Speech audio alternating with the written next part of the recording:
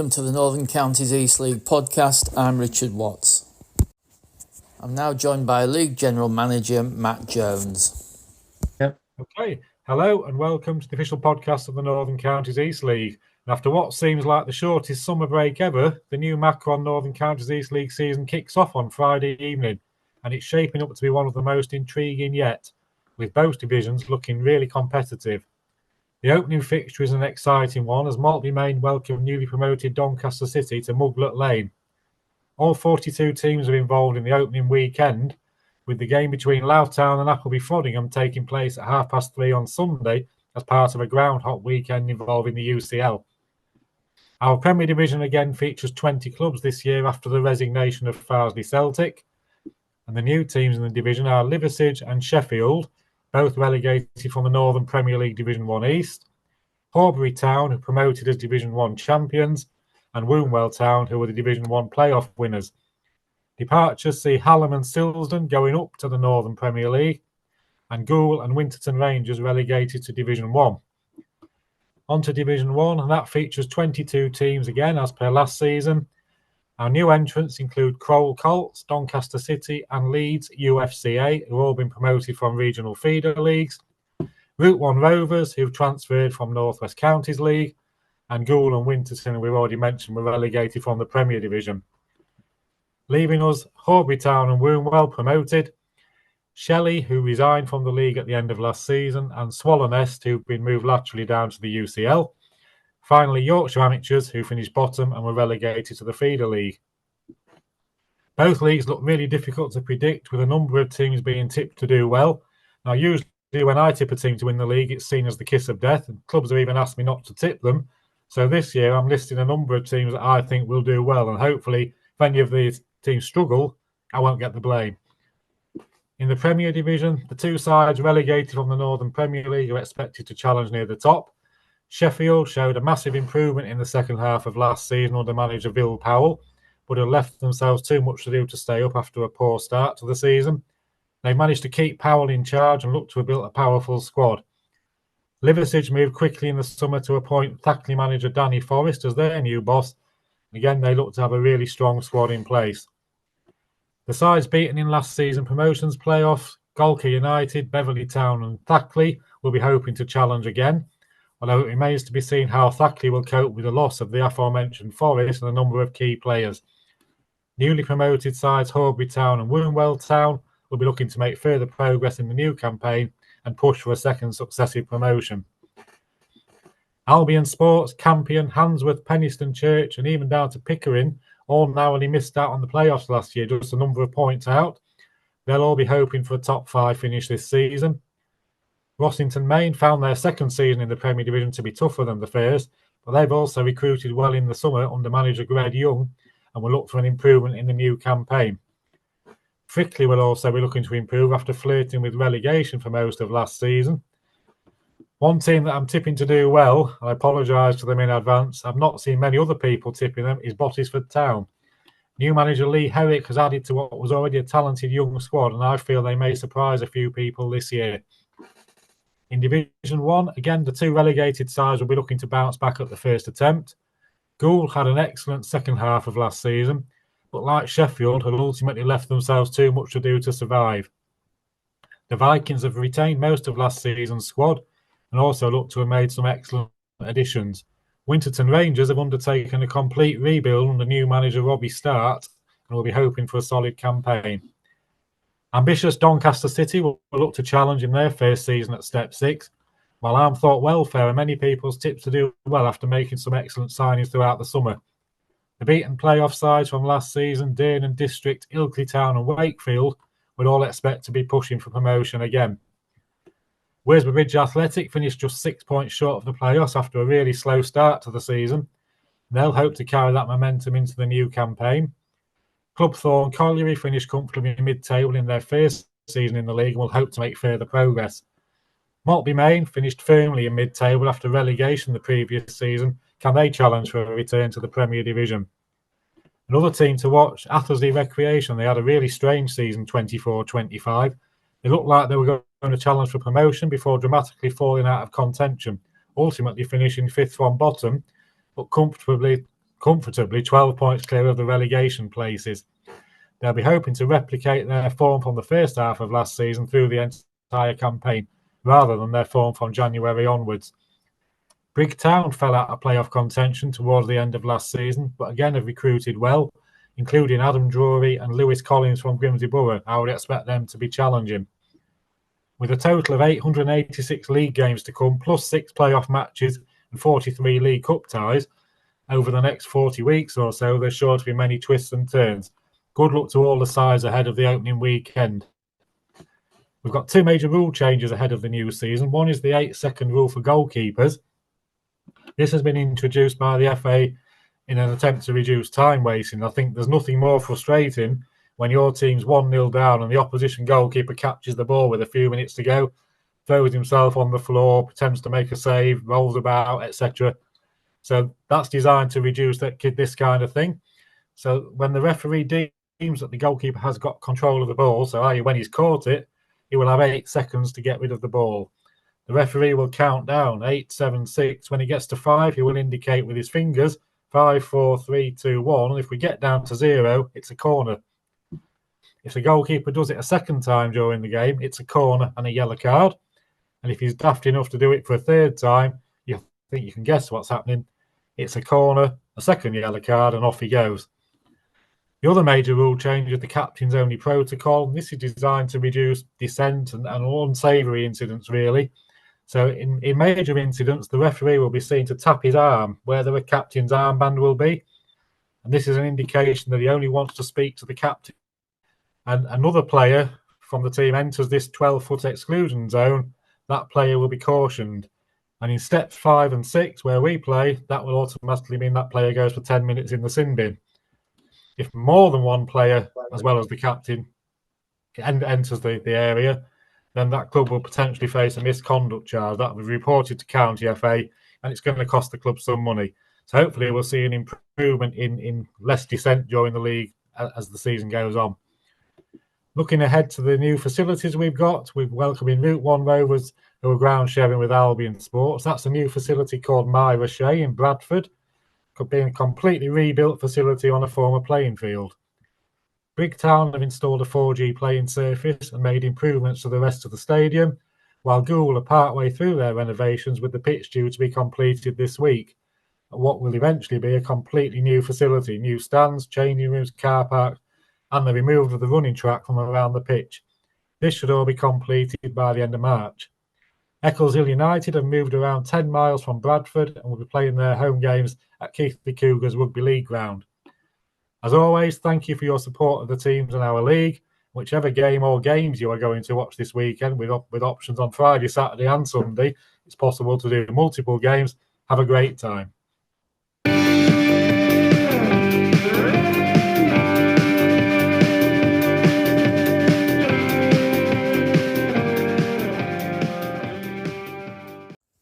Next up, NCEL talk. I'll hand straight over to host Aaron Walton. The eve of a new Northern Counties East League season 25-26 and our first podcast of the aforesaid season. And it's welcome back to Si. Jordan might be popping in, myself, Aaron. We've got Richard here. We've got non-league royalty with Adam. Bob's away, fact-finding on 4G pitches, we think. And we welcome Lee, giving us an official view on all things NCEL when he feels like it. Absolutely. So welcome, Lee, to our merry men of people who don't know the first thing about football. So we've got a lot to get in really on our sort of first podcast. So it's been the usual merry-go-round of managerial changes, players swapping clubs, new players having the first taste of NCEL, and familiar faces coming back into the league. And plus, good job we've got Lee on tonight, because a couple of changes in the laws of the game, isn't there, Lee? Which we'll look at a bit later, which should make the game a bit better, we hope. So, with much to get through in such a short space of time, I thought we'd have a whistle-stop preview of both leagues, who we think might do well, play beyond expectation, dark horses, etc., etc. So, I'll tell you what we'll do. We'll start with the Prem first. And we've got 4 new clubs in the Prem, haven't we? coming down Liversidge and Sheffield FC, and coming up from Division 1, Horbury Town and Wombwell Town. So I don't know. Jordan will be joining us at some stage, and he can give us some insight into Horbury. But I don't know what you guys think. I think it's hard seeing past the usual culprits, really. Beverley Town, Albion, Sports, Rossington, Campion. Have I missed any out? Adam, what do you think? So I think I've got all of them basically up near the top. I think this year though, I think the teams that came down are going to be quite strong, which hasn't been the case. Like Winston got back-to-back relegations, Tadcasters struggled first couple of seasons down, but I think Liversidge and Sheffield will probably be at least in the top 5. Really, yeah. I've not seen Sheffield. I didn't see them last season. I saw them season before when they played Winton. I saw Liversidge last game of the season against Cleethorpes. Bearing in mind Cleethorpes were champs, it was a 1-1 draw, and Liversidge looked very strong. And obviously they've recruited well, haven't they, over the pre-season? So they look good. Richard, what do you think? You've seen a lot of football. I'm inclined to agree. I thought Sheffield and Liversidge, I think they're going to be in the top 3. Like you say, a lot of the relegated teams are a lot stronger than what we've had in previous years. Yeah. I think I would pick them out. I think Beverley will do well again. Well, they've had a terrific pre-season. I know pre-season means nothing, but they've still done so well, haven't they? Pre-season, Penistone are always up there, aren't they? They are, and they don't tend to recruit lots and lots of players each season. They tend to have a nucleus of the same team. I know they've got a new manager, but he's been in the background anyway, hasn't he? I know Steve Lenthal's sort of retired, but I bet Steve will still be there. Lee, what do you think? I mean, you've seen a lot of football, haven't you? You've run the line and refed, so you've seen a lot of these teams. What do you think? Yeah, I think it's same again as last season. Obviously, Beverley was strong. I think the thing that helps Beverley is you've got a guaranteed crowd pretty much every week. And obviously running the line at Beverley, I know the crowd help a lot. And then, just usual culprits. And I'm not too sure about the teams coming down, but I imagine they should be pretty strong coming from where they've come. Yeah. Si, what about, because you've seen the teams who've come up, haven't you? What do you think to them? Do you think they've got a really good chance?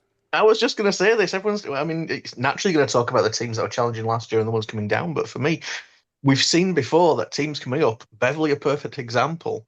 They have some momentum. They've, both Horbury and Wombwell have had terrific seasons last year, and they've kept a lot of the same squad by the looks of things. Added a few people to it, and they're both going to be pushed. I'd certainly think they're going to be top half, I would expect, just because they've got that momentum that's going to, you'd expect, give them a good start to the season. Yeah, winning mentality means a lot, doesn't it? And it certainly sticks with them. So, so that's definitely those. I mean, any outside teams we think might do? Any dark horses? Richard? I think Pickering did pretty well, didn't they? I could see them getting involved. Yeah, well, we enjoyed watching them last season, didn't we, Richard? When we were commentating, they were very easy on the eye. Good team to watch. So you think Pickering? What about you, Adam? To be honest, I can't really see any dark horses as such. I agree with Si. I think I've been guilty before. Downplaying the teams that have come up. Very rare they have an off season. So I could easily see potentially Horbury or Wombwell potentially pushing up there.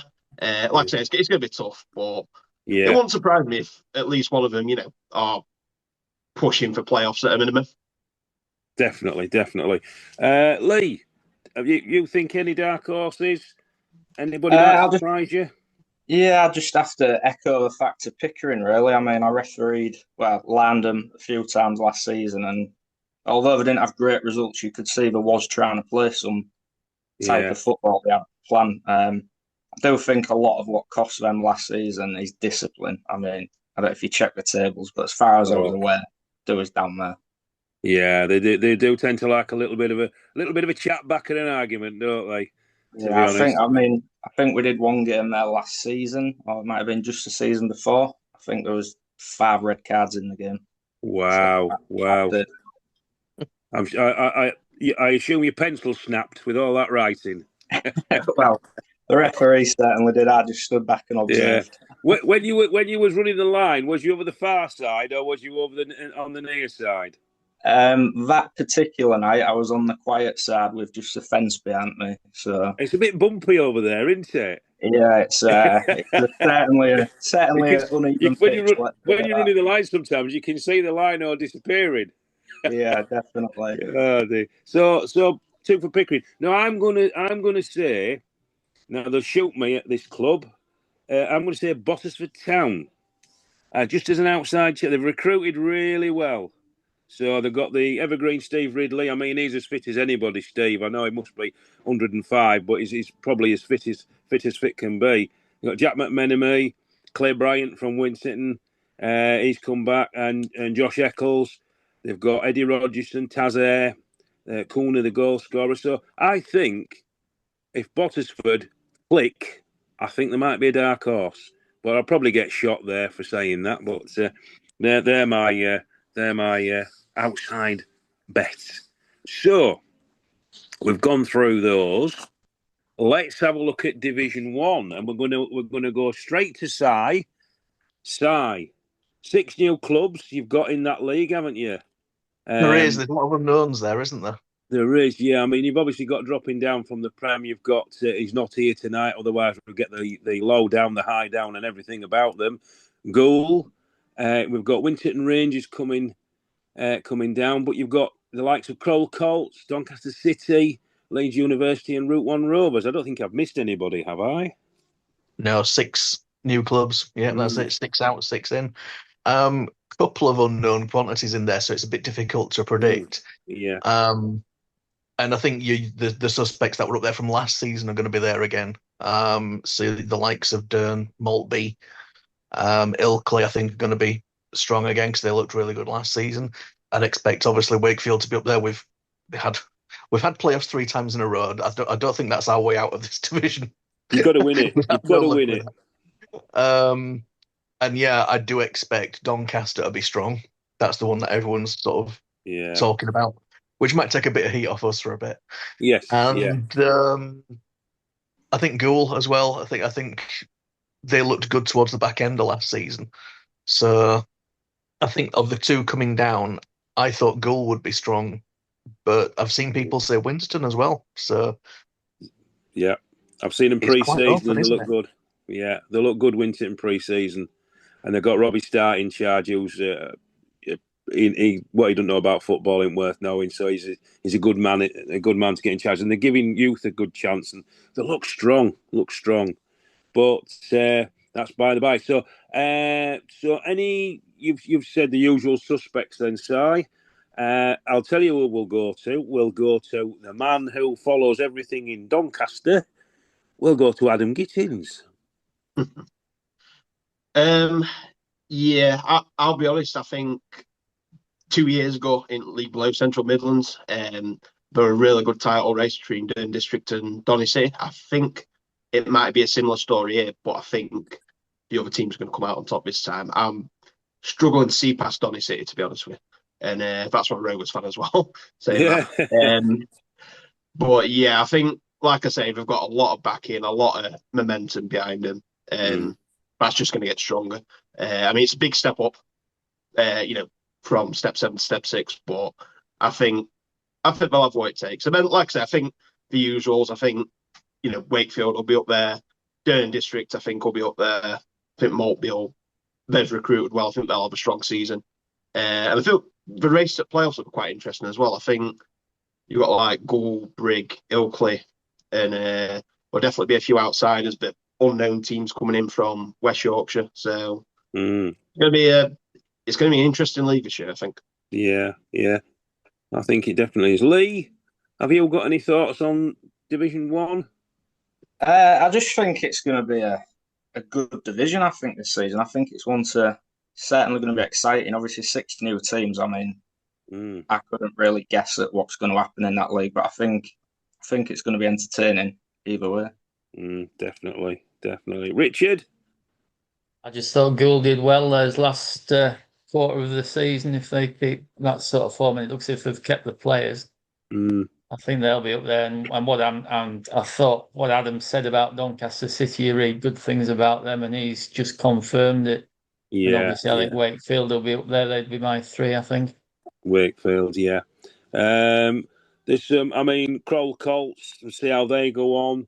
Route 1 Rovers, they're Bradford team out. They're sharing grounds with Albion Sport, if I'm correct in my thinking, yeah. So we'll see how Route 1 Rovers go. Obviously, Wakefield they're perennially up there. They've got to win it this season. They've got to come up. They've got to. But we're not saying anything, Si. We're not putting... Because that's why I've not said anything about Barton Town, because I do not want to be held responsible for putting a curse on Barton. So that's why I'm not mentioning Barton. So we think the usual suspects in that league. As I say, there's quite a few new clubs coming up, so we hope they all do well and put a good performance in. But I want to go now. I want to have a chat with Lee about these. I think there's a couple of is it laws of the games or rules changing slightly? Yeah, there's obviously the new laws of the game around the keeper holding onto the ball. It's good in theory. They needed to do something because that rule, first and foremost, I'm a football fan. And then obviously when I took up refereeing, that rule is just the law. It's just it's ridiculous. Like I said to one manager last season, when was the last time you ever saw that get given as an indirect free kick? Like it just never gets given, and yet you turn up and you expect us to give it. Like, yeah, I agree with you. We should be giving it, but you never see referees give it. So it needed some type of change, definitely. Whether it happens or not, I think there was a clip the other night in the Women's Euros. I think a keeper had it for 30 seconds or something and nothing happened. Wow. So what is the rule? Just to remind the listeners, sort of what's the new ruling with regarding the goalkeepers holding the ball? So it's when the keeper's under control of it, they've got 8 seconds. The referee will count down from 5 visually. And then if it gets to the end of the 5 and the referee sees fit, they will award a corner to the attacking team. So you should be seeing referees visually counting down from 5 quite a lot. The only thing is, when referees once do that, once they get to 0, they're going to have to give it because they're just going to look silly if they don't give it. So it's when they start that count is when it'll be interesting. Yeah, definitely. I think it's really good that they brought it in because there's so much. I know you'll say, "Oh, it's time wasting," whatever. I know they'll say, "Oh, well, we'll put the time on at the end of the game," but it breaks the game up, doesn't it? If somebody's putting pressure on, they've done what they needed to do. They've stopped that. They've stopped that pressure somewhat. So, I think that's a good one. And the second change. Now you'll be able to explain this a lot better than me. It's a bit like rugby league, like a captain's challenge, or captain is the only one who can chat with the ref. Is that correct? Yeah, we've sort of tried something like this before. As far as I was aware, it was kind of only captains challenging anyway. But it's a new rule that's coming in, and it's one of them again. Is it something we're going to see happen and work well, or is it come Christmas it's going to be forgotten? I think it could get messy. I hope it works because at times the game's a mess with challenges and everybody complaining, and you'll sometimes you'll get 3 or 4 of them round the referee, or you'll get the comments that they give, and you don't need it. Sometimes it's bad enough for the crowd, never mind the players. I think the worst ones for me, it's when it flares up over a throw-in on the halfway line, and it's like, you're going to get a sin bin or a red card because you're arguing the toss about a throw-in. Like, deal with the possible bad decision. Yeah, we might have got it wrong. It's a throw-in at the end of the day. Let's just get on with it. Exactly. Yeah. Yeah. And I mean, it's so difficult, isn't it? I mean, they're always having a go at the line, and especially on where the subs are and what have you. I know there's only supposed to be so many stood up, isn't there? But if you're at if you're at one end and then the ball's gone out and the referee can't quite see it and you're supposed to give a decision, they're going to have a go at you. But you're thinking, how can you see through all them players? It's so difficult for you guys, isn't it? Yeah, yeah. I mean, I always say, like I say, I'm a fan. I played football, and I was so shocked when I did my first game refereeing, shocked when I did the first game on the line. I think unless you've actually done it, it's very hard to pass comment because I was so surprised how difficult it is. Yeah, yeah. I think, and correct me if I'm wrong, I think sometimes it's harder being on the line than it is actually refereeing. Yeah, definitely. I was going to mention that. Like, yeah, Yeah, the referees always say pre-match, like, just blame me because I can run away from the incident. But for 90 minutes, we've always got that one guy in the crowd who's giving us dogs yeah, abuse behind yeah, us, and yeah, it just doesn't move. Yeah, yeah. Exactly. You've only got that bit, but and also I think sometimes with the job, I mean, it's a split second. If you're not concentrating, a split second, then you're behind play and you sort of, oh, well, I've got to catch up with playing that type of thing. And I think you're absolutely shattered from concentrating because it's so difficult, isn't it? I mean, it only needs a second. I know you're supposed to be concentrating, but we're all human. You might be thinking, it's 4:30. What am I going to have for my tea? I'm a bit hungry. That type of thing. And the ball's gone up, and you're not quite up with play, are you? Sometimes, so yeah, it's absolutely. absolutely shattering trying to concentrate. So, but that's the life of an official, isn't it? So, Yeah, yeah, you know what you're getting into. how many games have you done, Lee? Or in the NCEL? You've done a few because I've seen you at Barton quite a bit. Yes, I've been on it. I think I started just before COVID, and then obviously it all got broke up. So I think I've done about 5 seasons, and I've pretty much opened my diary every weekend. So Yeah, pretty yeah, much every weekend I've landed a game. yeah. And they're struggling, aren't they? And you've retired then, and they're struggling. They might want you back. Yeah, well, I was thinking of retiring last season, but I give it one more season. And to be fair, I had a really good season. I did enjoy it. Yeah, But yeah, this season, and I think you kind of know when you've reached your limit, and that's around everything. I mean, we all have a personal life. I'm self-employed, so yeah. having to give up a Saturday could mean me giving up a day's work. And it's things like this that people sometimes don't realise. Like you can be giving up a Friday night, a full Saturday, Yeah. just for the sake of a 90-minute game. Like, and that's that. I know that's the role. I'm not complaining, but that's just what goes with it, basically. Exactly. Yeah. Oh, yeah. People forget that, but that's a good one to do. So we've gone through those little rule changes. Is there any players that are going to stand out for us this season? Do we think, Richard? Have you got any thoughts of players transferring or moving clubs, or who are going to stand out for you? Or you're looking forward to actually watching in the commentators' box? Good question. Can you come back to me? I'll put it on your toes, my friend. Who can we go to? I'll tell you, we'll go to the wealth of information of Mr. Adam Gittings because he knows every player, doesn't he? So, Adam, is anybody you fancy seeing, or you look forward to having a look at?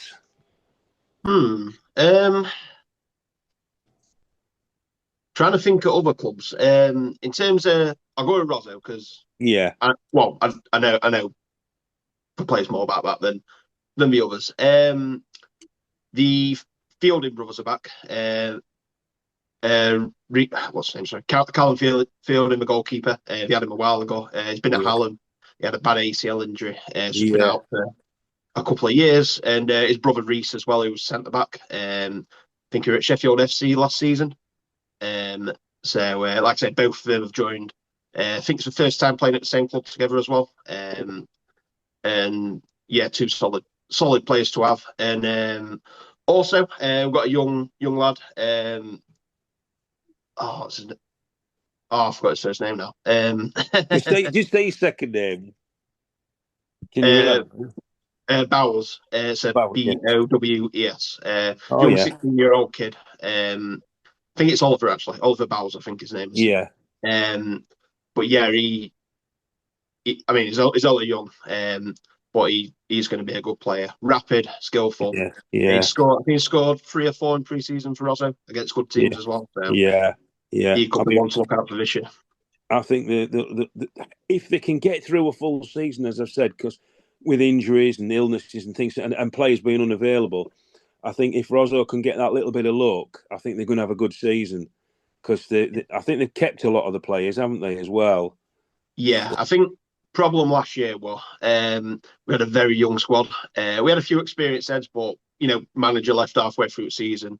A lot of players left as well. But yeah, I think, like I say, Greg Young's first kind of full season with squad, I think we've recruited really well. Like I said, we've had a lot of experience. Like I say, fielding Liam King's come back, who's an FA Trophy winner.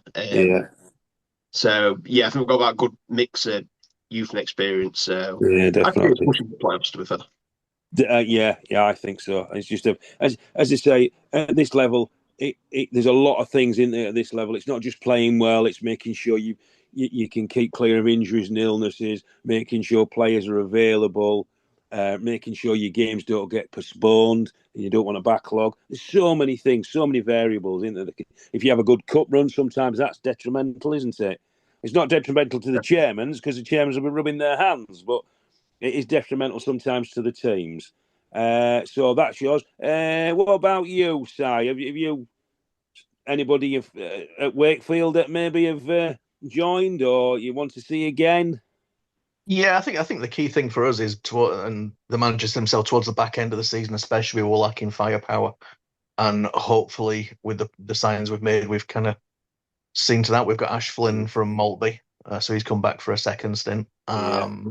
Do you think you'll keep him? He doesn't last very, very long, does he? Look very sharp pre-season. I hope so. This is but that's the thing at this level. This is why it's different. You don't want to sort of like put too many names out there because you don't want anyone else to listen. I know. But if you can keep hold of Flinney, I mean, he knows where the back of the net is, doesn't he? But yeah, he's quality. We've got Akil Francis back. We had him for the first half of last season. He was very good. A few good signings in midfield that we've got. So yeah, I think it's looking strong. The one player who left us that will definitely be an asset to another team I'd highlight is Jaden Sandu, who's gone to Leeds University. Oh, right. So it's going to be interesting to see what they do. I was thinking earlier when we're talking about the division, there's a couple of like home ground derbies this season, isn't there? Because there's Nostell and Leeds that playing at Nostell. Yes. And there's Armthorpe and Doncaster playing at Armthorpe. So there's two sort of ground derbies.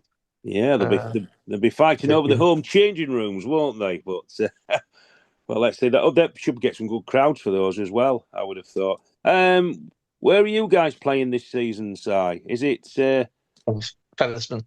Featherstone, yeah. I will call it the Big Fellas Stadium, but it's not, is it? Is it the Millennium? Millennium, yeah. Well, it was not historically known as Post Office Road, wasn't it? Yeah, we still call it that sometimes. Yeah, it's just Post Office Road. It's still where it is. Yeah. I like it there. It's where we it was our first main ground after we played at Cudworth. So a lot of good memories there, and I enjoy us playing there until we get our own. We get your own ground, yeah. That's one of my favourite rugby league grounds is Post Office Road, Featherstone Rovers, but don't get to go there too often. Lee, has any players you fancy seeing this season taking your eye? Well, I tend not to keep an eye on players because obviously I don't want to be biased or have it in for anyone. But do you want any favourites? I know there was the lad up front for Pickering last year. I don't know if he's still there. Did he used to play for Tottenham? Was he top scorer at a Youth World Cup or something like that? Oh, I don't know. That's a new one on me. He scored a really good goal at Celtic Park, I think it was. It's on YouTube. So he stands out if he's still there. I'm not sure if he is. But yeah, other than that. Oh, that's good. Because I tell you, me and Richard, we have a story, don't we, Richard, when we went to Pickering that one night, didn't we? Was it 5-4 to Pickering in the end? Yeah, cracker, wasn't it? Yeah, can you remember that fella who sat in front of us kept telling them girls off? Because every time the girls went to get something to drink and eat, Barton would score. Yeah, yeah. So you were right roasted, didn't he? So have you thought of anybody, Richard? Yeah, I was just checking he was still there. I was just thinking about Joe Walton at Liversidge, an Oh, he's still NCEL there, legend, yeah. isn't he? Yeah, his legs have gone a little bit, but he's in midfield now, and he's just like the Rock of Gibraltar there. And Absolutely brilliant. one I think is quite interesting at Liversidge is Brooksbank from Thackley. I think he's a good player. He is a good player, isn't he? Yeah, because I think Thackley seem to be. I think Thackley are on a bit of a rebuild out there because they've lost the manager. They've got the new gaffer Jamie Price coming in. A lot of the players who've been there for a while have gone, haven't they? I know one of our favourite keepers. He's gone to Campion, hasn't he? So it looks like a bit of a rebuild job for Thackley. And there's been such, like I say, such a merry-go-round. Is there any players who who were surprised they've gone to other clubs, or I noticed we that think, Unlove's gone to Albion Sports. oh, Talent and Love, yeah, he has, hasn't he? Yeah, because Eccleshill, there's one for you as well, gents. Eccleshill, they've decided to play at Cougar Park at Keighley. Just when we thought we'd travelled to the outer edges of Bradford, Richard, we have to go further. Just as Silsden go up and do us a favour, we've got to go to Keighley. So that'll be interesting. I think they've done it just to keep the club going, haven't they? Because they really don't get many people going to Eccleshill, do they? And it's a shame because it's such a friendly club and such a welcoming club, and they try and do things right and they try and play football there as well, don't they? Rather than just hoof it about. I mean, we saw a super game last game of the season, didn't we, Richard? We did, yeah. Barton won, so it was good. It was a nice trip home anyway. So, yeah. But better than the usual ones from there. Oh, yeah. But it's still cold though, wasn't it? Set up in that big stand. So, any other players, gents, that maybe taken our eye, Adam, who've gone to another club?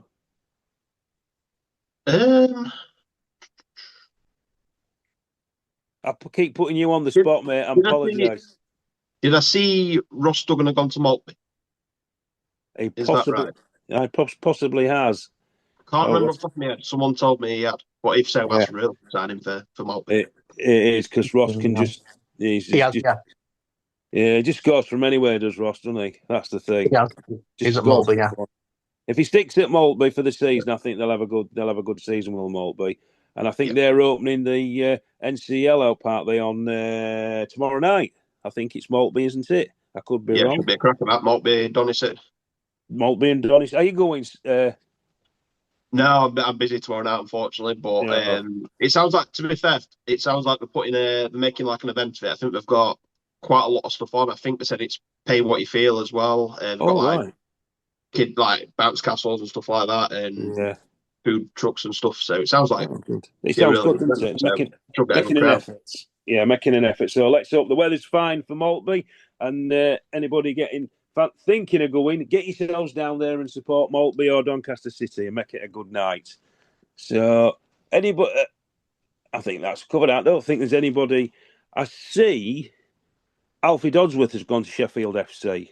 Now, I don't know about you guys. I've always thought when he played for Handsworth, I've always liked the look of Alfie. He looks good player, tricky on the ball. And we've not mentioned Handsworth, have we? The one or two people I've seen in social media have mentioned Handsworth, that they're bet for the doing well this season, because they're always there or thereabouts. They just tend to tail off a little bit, don't they? I like going to Handsworth. It's a good setup, isn't it, guys? There. Yeah. So we're not mentioning them, so they're looking like people are backing them also. Who else? Who else are we looking at? So we've gone through the usual culprit. Eccleshill.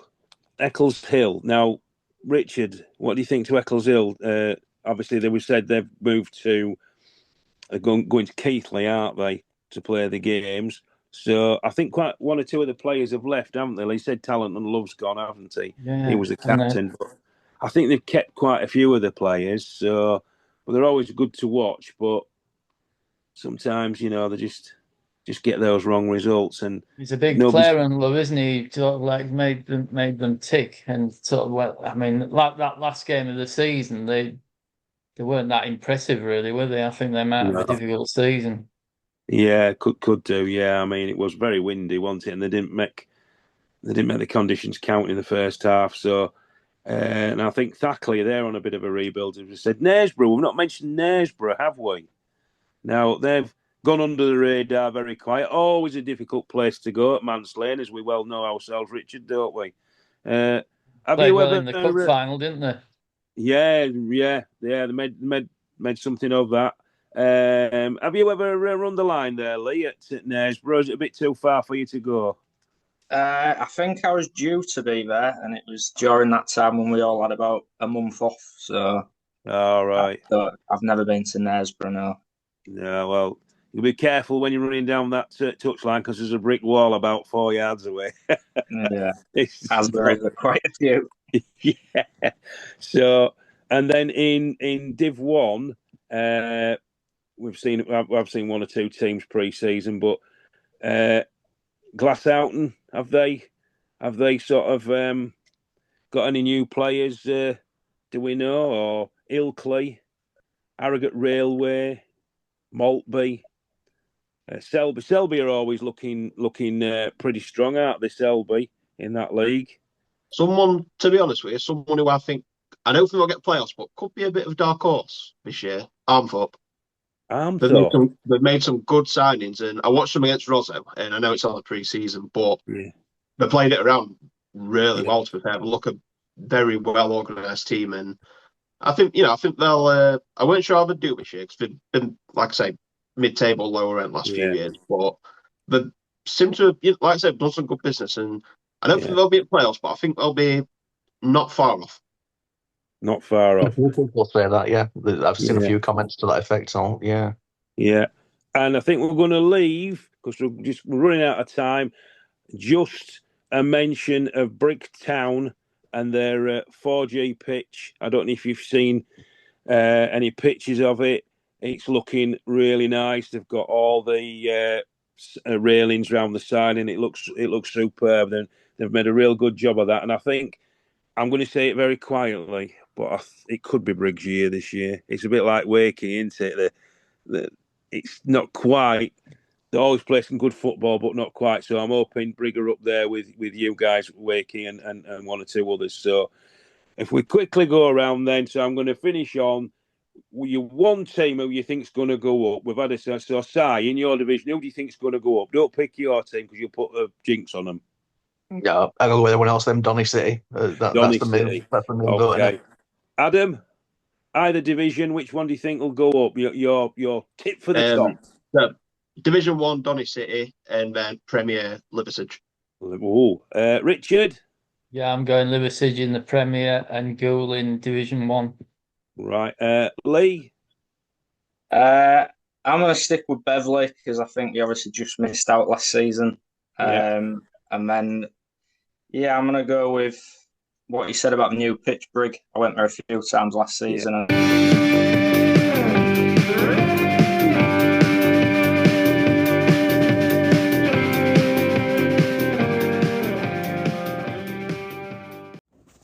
That's it for this edition. If you've got any news for the podcast or you'd like to appear on the podcast, please email ncelpodcast@gmail.com. Thanks for listening.